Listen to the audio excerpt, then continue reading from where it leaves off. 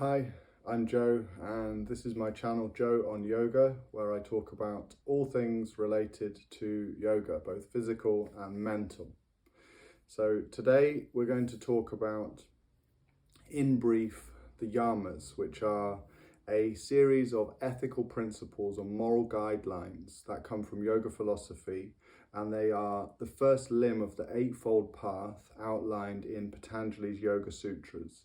Now, essentially, they provide a framework for how we as individuals should conduct ourselves in our interactions with the world and others. There are 5 yamas. The first is ahimsa, which means non-violence, practicing kindness, compassion, and doing our best to not harm any sentient being, even those that are really tricky to be kind to, things like the mosquitoes or spiders, insects, perhaps things like snakes or scorpions that you don't naturally feel any kind of compassion or kindness towards.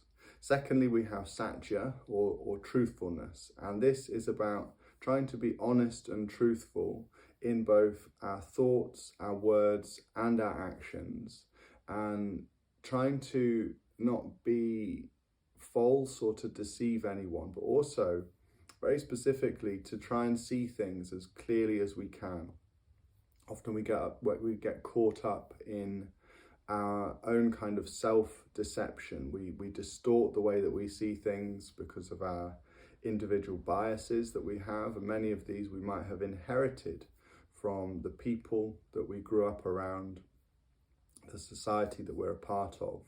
And so it's about trying to move from this place of constriction to a way in which we are able to have more understanding, to be more neutral, to be more open.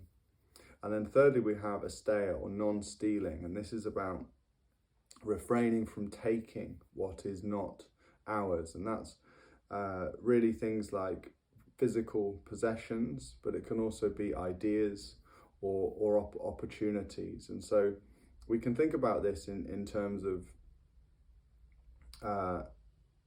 how much do we actually need to live with? Are we taking more than what we need? And obviously we're living on a world where resources are finite, and so the more we take as individuals, the less other people have. And also there is clearly a link between what we consume and the impact on the environment as well. So not taking more than what we need is something that perhaps will become more important as the population size on the globe grows. But I think to live peacefully, to have a sound sense of moral comfort and happiness, we need to look carefully at how much we're using and how much we're taking. Then we have brahmacharya, which is moderation or right use of energy. This often relates to exercising control over our desires and impulses, particularly relating to sensuality and relationships, but also trying to maintain balance in the different aspects of our life where we're involved in relationships. So trying to be, again, truthful, trying to be open, trying to be generous and kind and honest in the relationships that we find ourselves in. But yeah, not taking too much or not being unkind in those situations. And then the fifth one that we have is a parigraha, which is non-possessiveness. It's being able to let go of greed, materialism, attachment to possessions, and also recognizing that hoarding and excessive acquisition really is a direct route to suffering. And so if we can move away from greed, then we might start to feel that we become a little bit more comfortable with being able to let go of things. And then letting go perhaps is the essence of generosity.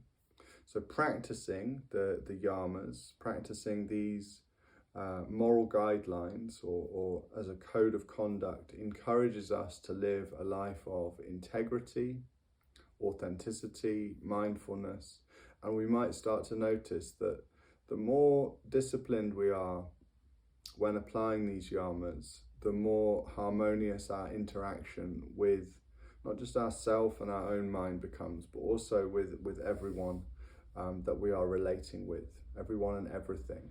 Thank you.